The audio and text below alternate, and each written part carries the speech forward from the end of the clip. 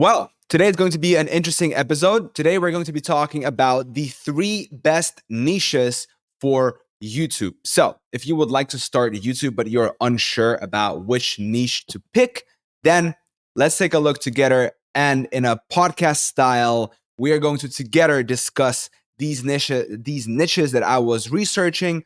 And I prepared a couple of things for you. So, I got my friend Ron over here, who is always sparring with me. He likes to push back. I like to push back on him. So, shall Let's we go. start? Yeah, let's find out what these niches are about and why they're so good.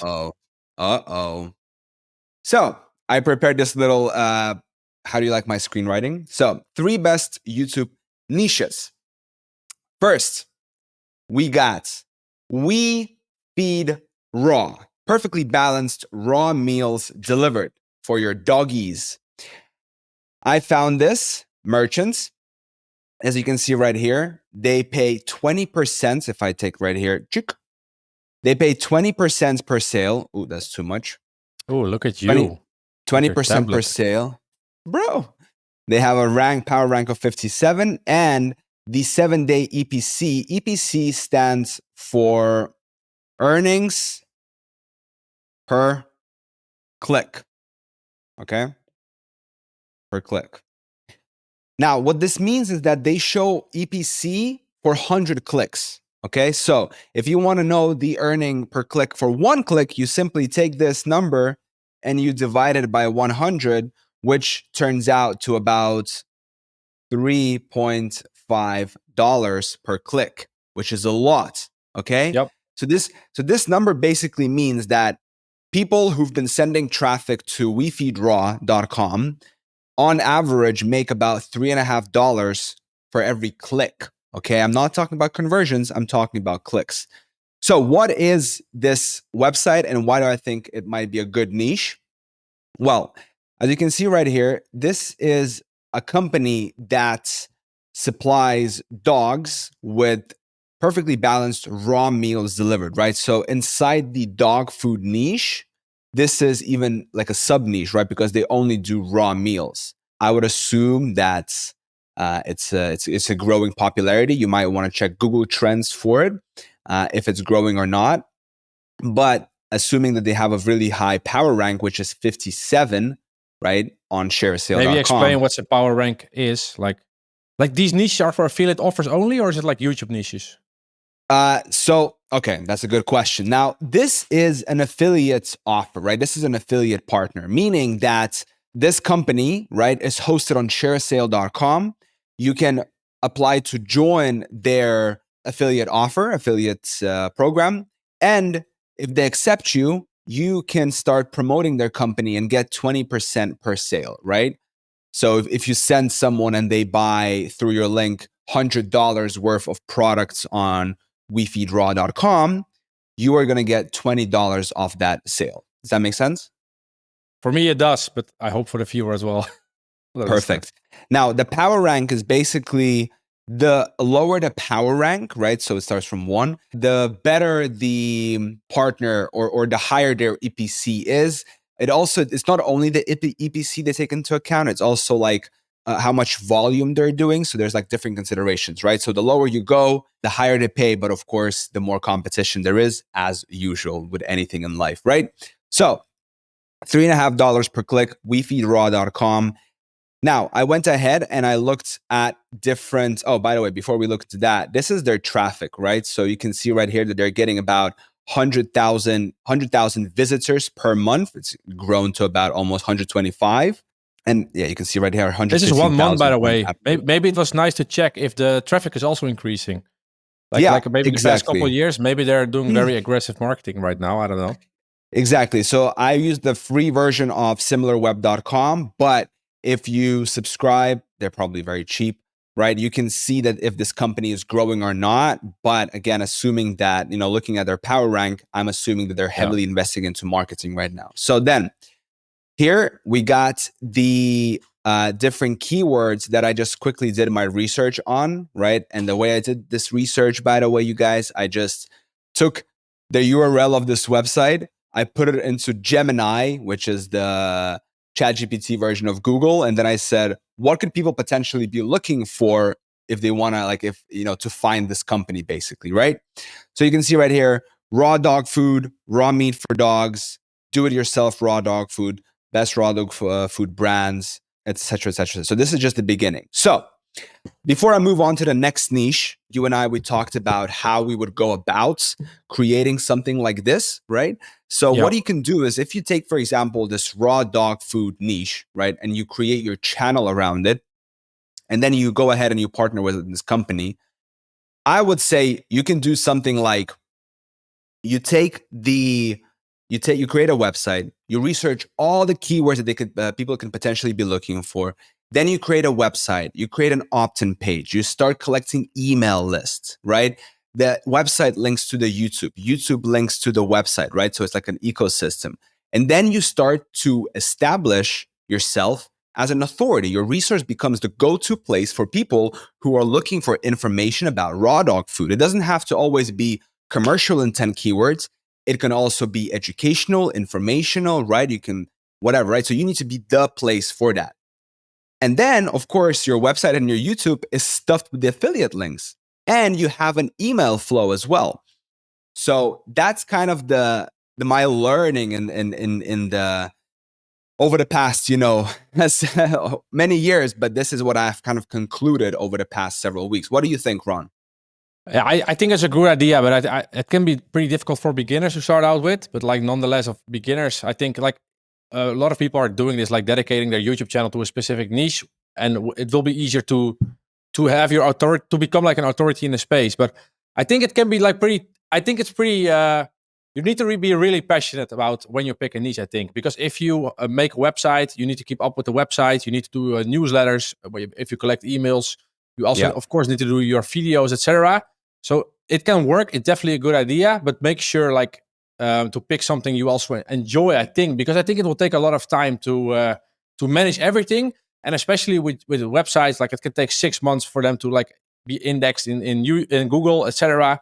YouTube will be probably a little bit faster.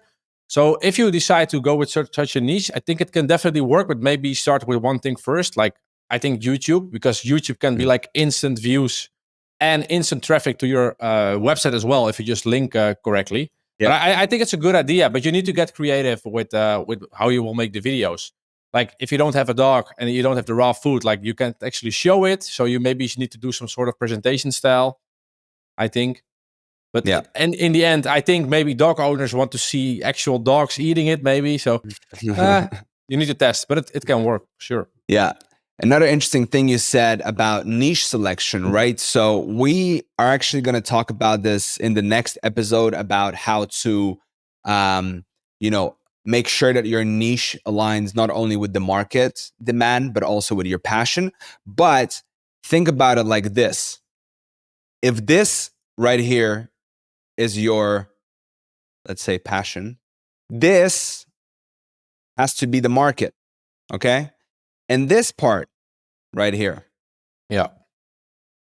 this is your niche. It needs to intersect between passion and market, okay? That's the best. So we will do some more exercises together in this podcast, right? So make sure to subscribe. But this is the basic idea of it, right? So first, we've covered this one, right? For those of you doggy enthusiasts out there, maybe you have a dog, or maybe you want to get one, and you want to start an authoritative resource for raw food, then maybe this one is for you. All right, shall we move on to the next niche? Sure. We are moving pretty fast. We're only 10 minutes in, and we're already moving on to the 3 niches, to the second niche. Exactly. Each. All right. Next one we have, the website is called picalio.com. Sounds a little Italian. So looking at this website right here, what can you say this is it about? Kids' toys. Bravo. Kids' toys, furniture.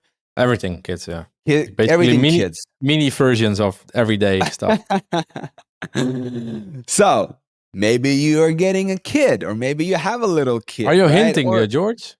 You thought some podcast episodes ago you were getting more serious. So is this a hint already? or maybe your passion. Hey, listen, I look at it purely from a business perspective. Okay. I'm about the money, right? Yeah. Hey, quick pause on a podcast. If you want to learn how to make money on YouTube and create a stream of passive income, check out our private YouTube Business Academy community. Join us for weekly group coaching sessions. Plus, when you join, you'll get a personal onboarding call with either Ron or myself. Click the link in the episode description to join today. Now, back to the episode. So, Picalio.com. Power rank 30. What does that tell us? Much better than the other one. Wow, bravo. Yeah. 6% per sale. What does that tell us? You get 6% of the total sale amount. So if you sell for $100, if they click your link, they buy something from $100, you get $6. And $329 7-day average EPC means? So you get like $3.30 per click. Bravo. So that's exactly right. And this website is getting about 70,000 visitors on average per month. And you can see they have been declining a little bit. Yeah, it's summertime as well. So it's summertime. So make sure to look at the graph. Maybe it's going like this, and that's what we're looking for, right? This website is called, this extension, by the way, is called SimilarWeb. Okay, SimilarWeb. Now, for the keywords, we got educational toys, candles. Wait, is this candles? Nay, come on. This is supposed to be next one. Oh, okay. Lesson here, guys. Don't trust everything AI says to you. So I think I messed up. I think maybe it gave me the correct one, but I think I messed up. So this is not candles. So I think it was from here. Wooden dolls, wooden cars. So toys, furniture. The thing is, I don't know what any of the names are. Yeah, but I think you should look at it differently. Like maybe just go to the YouTube search bar and go to like best toys for 2-year-old, best toys for 6-month baby, best toys for kids, best toys for baby, etc. Keep in mind that I did this like research literally, 15 minutes before this podcast episode. So it's not super in depth. But of course, if I would sit down and I would, look at this website, I would be able to do a much better, much in-depth research, right? So the thing is, I don't know any of these, right? Yeah, but I don't think like parents would look up the actual name of the product. Yeah, they probably just want to look like for educational toys, but they're not looking up for like I want a mini ladder for my kid. I think that's, but that could be it. But I don't think they search that way. Yeah. So your job is to basically research what people are looking for or what they would be looking for, so they would end up on the store. Does that make sense? Yeah, but it can be very broad as well.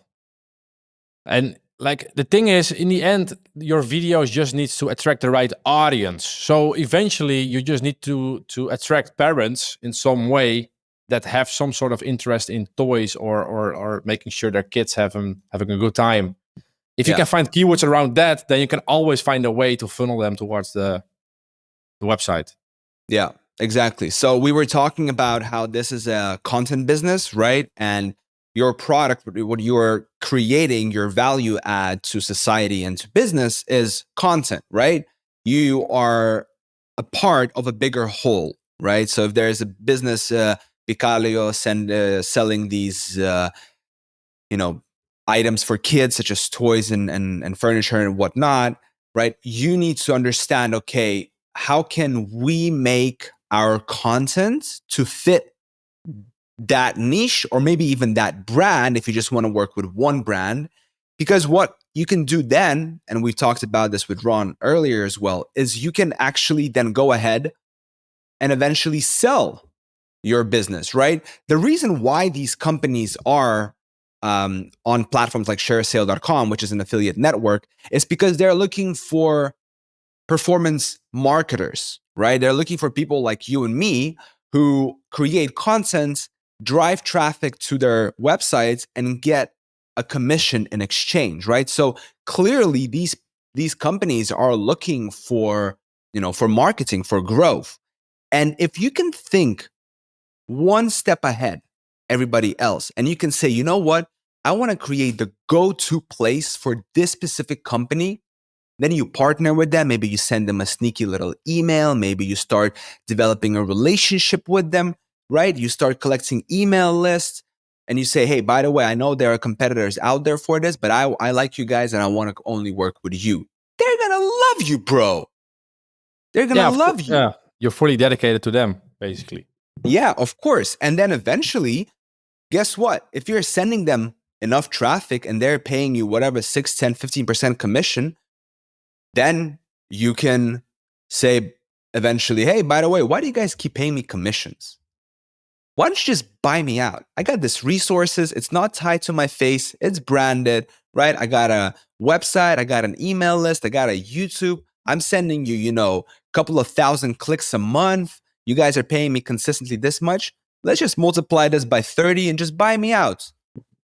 Yeah, but I must say with this niche, I probably won't attach myself to one brand.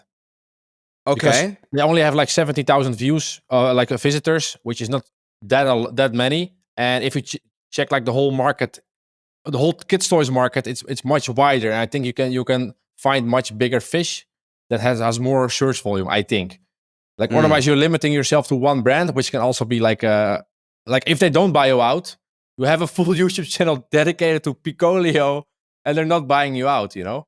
Yeah. So I would do more brands, but I think the niche focus is good, and then like reach out to multiple brands that fit within your ideal partnership.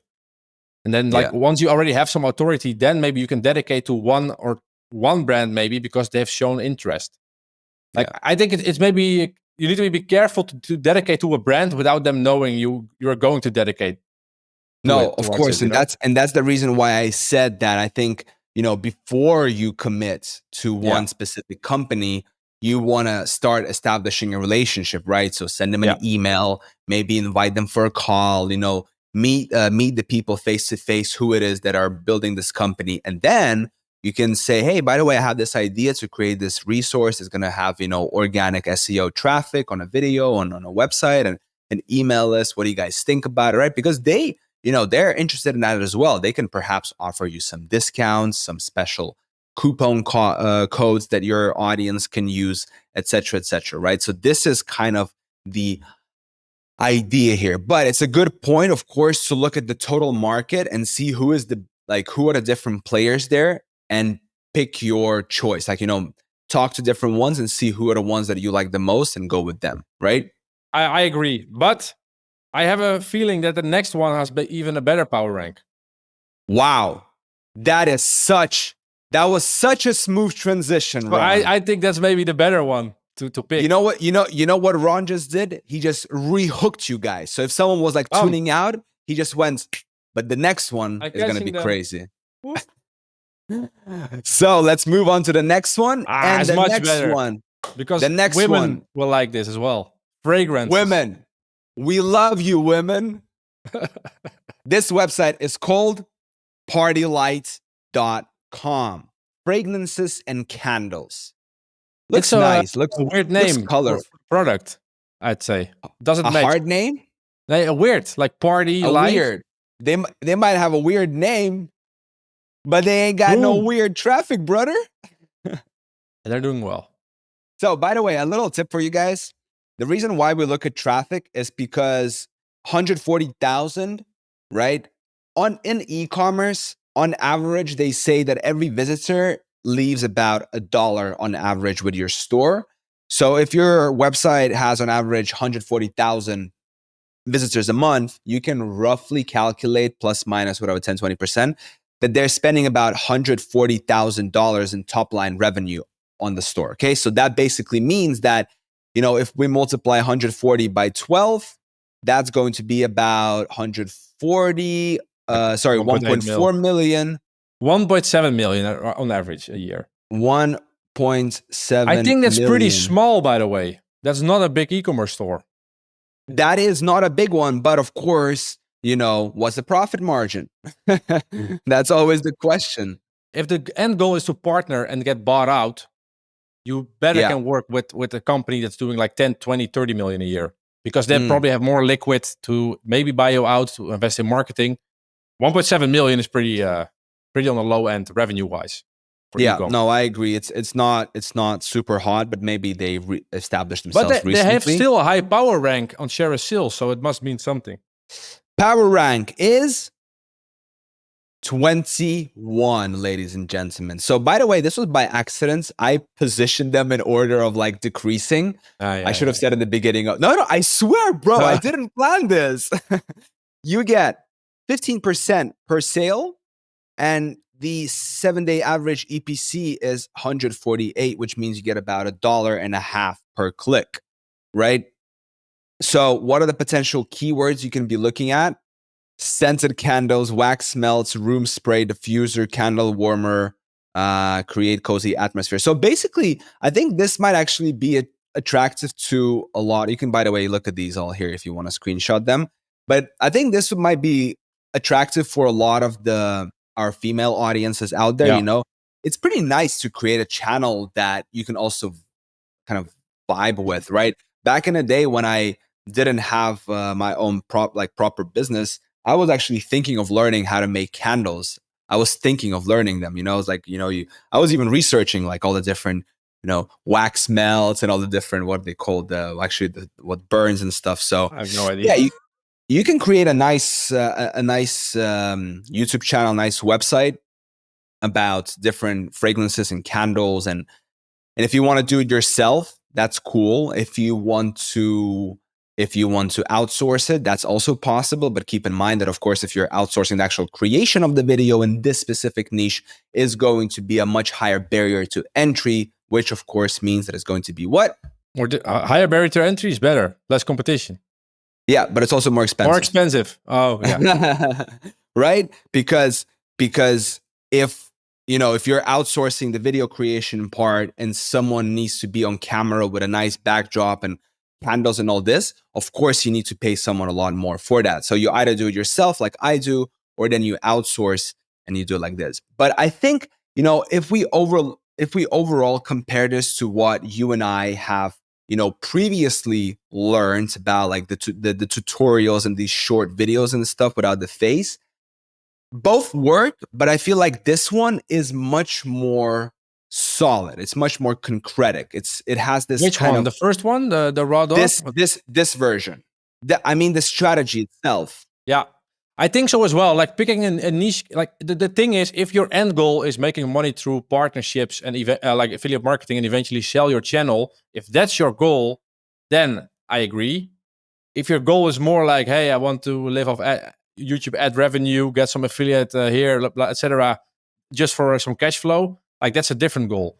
But if you really want to build a business asset, like the thing is, if you eventually want to sell this and eventually make a couple thousand a month, I think it has a very long run rate, like a starting phase. You need to understand the type of content you need to make. You understand your tone of voice. You need to slowly become an authority in the market. That will just take a long time. Same when you start a new website, like 6 to 12 months minimum to get indexed.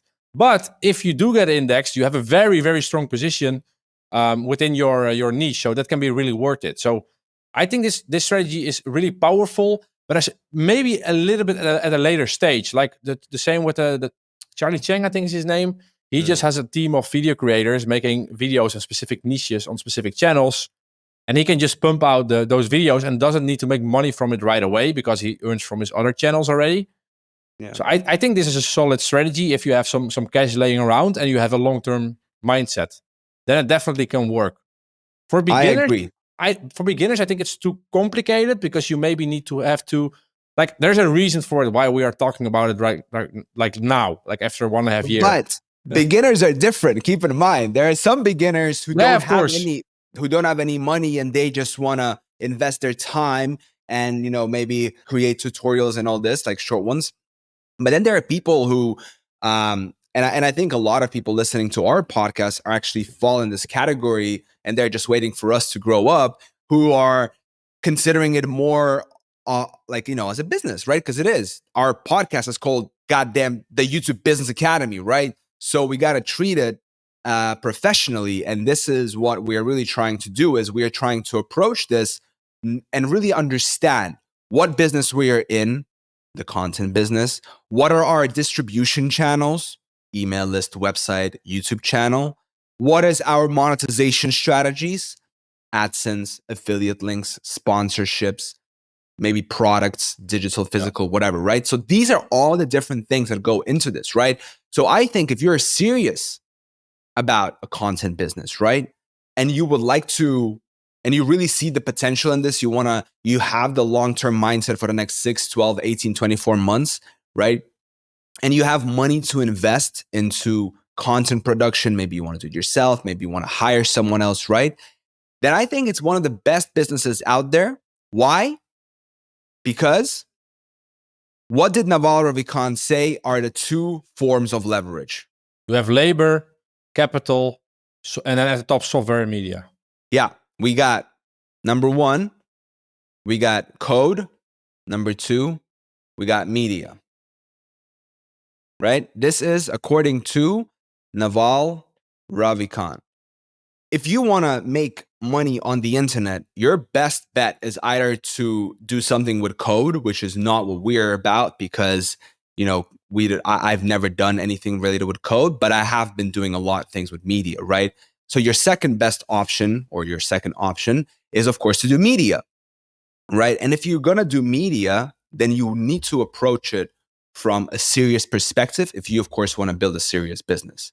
So Ron and I, we are opening right now a couple of spots, right? We are looking for a couple of people who would like to get help with setting up and growing and eventually, hopefully, exiting a content business. So if you're interested and you would like to work with Ron and myself, then there's going to be a Google form in the description of this video.